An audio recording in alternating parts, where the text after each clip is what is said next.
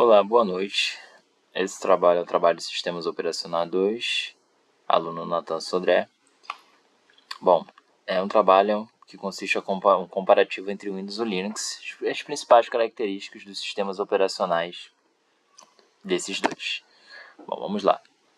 Bom, o primeiro tópico é o custo de licenciamento TCO, né, que é o nosso custo total de propriedade, né. Vamos lá, o custo inicial, né, e licenciamento. O Windows ele vai garantir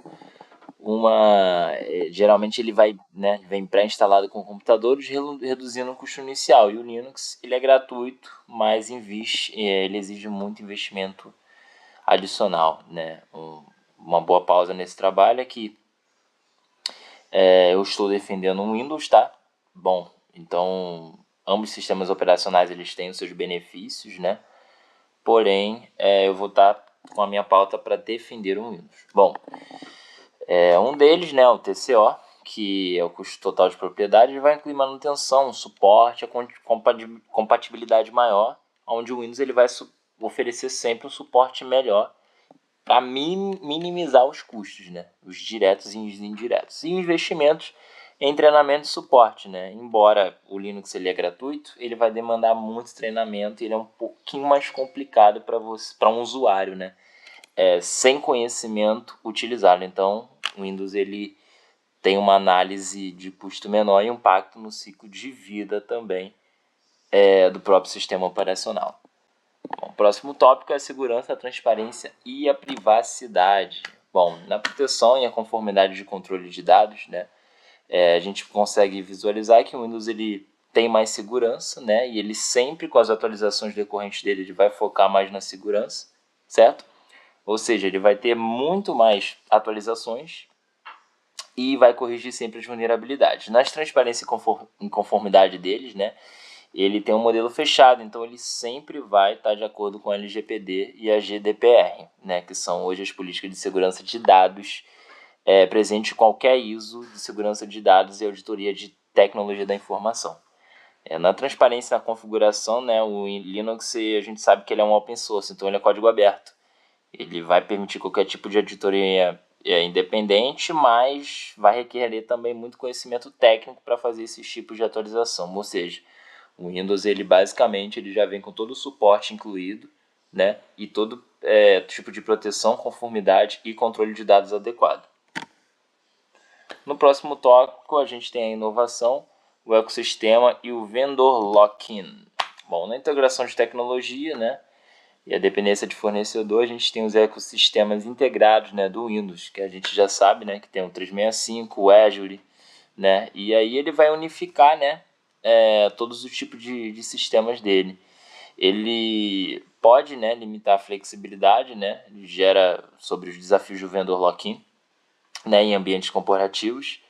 Ele tem a interoperabilidade, né, com Linux, né, então ele vai suportar, né, as distribuições de Linux. Então a gente vai ter execuções de softwares dentro do próprio Windows.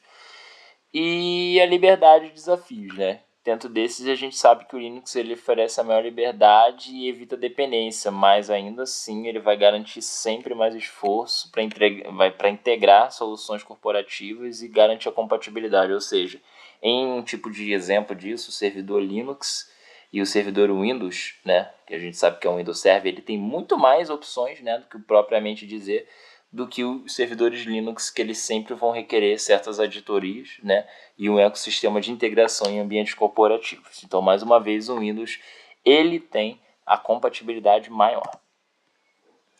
Bom, no suporte, na usabilidade e no mercado de trabalho, né, a gente sabe que o Windows ele é sempre de fácil suporte e usabilidade, né, qualquer tipo de usuário, né, uma criança hoje ele nasce sabendo mexer no Windows, né, no quesito do mercado sempre vai vender mais, né, um Windows, principalmente pelas as ferramentas, né, do Active Directory de servidores e PowerShell também, que é um tipo de ideia de código aberto, né, para atualizações. E o Linux ele é muito mais popular em servidores, né, como VMware.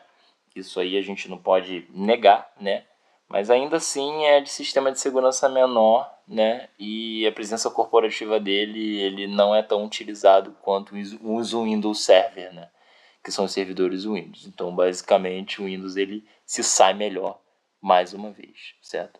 Filosofia ética e o modelo de negócios, né? A gente sabe que é uma abordagem proprietária de código aberto, né? E o modelo proprietário de padronização, ele sempre vai garantir, né, que ele vai garantir a estabilidade, né? As certificações, as filosofias de código aberto também, os desafios de código aberto, né? Os open source do Linux, eles têm esse diferencial, mas ainda assim eles não vêm com as atualizações com o passar do tempo como o Windows tem, né? Bom, e esse é o fim do trabalho, né? Eu espero ter explicado todos os parâmetros, né? E dentro de todas essas comparações, né, que nós temos de modelo de proprietário, certificações de conformidade, até a filosofia de código aberto, a gente conclui, né, que o Windows ele se sai muito melhor para um Linux, digamos, já a longo prazo, certo? A longo prazo, e a usabilidade dele ele é um pouco melhor do que a do Linux. A Linux ele atende em softwares livres, abertos, mas requer muito conhecimento e é o limitante de muitos técnicos hoje. Bom, espero ter ajudado todos, né? Todos entendido esse trabalho.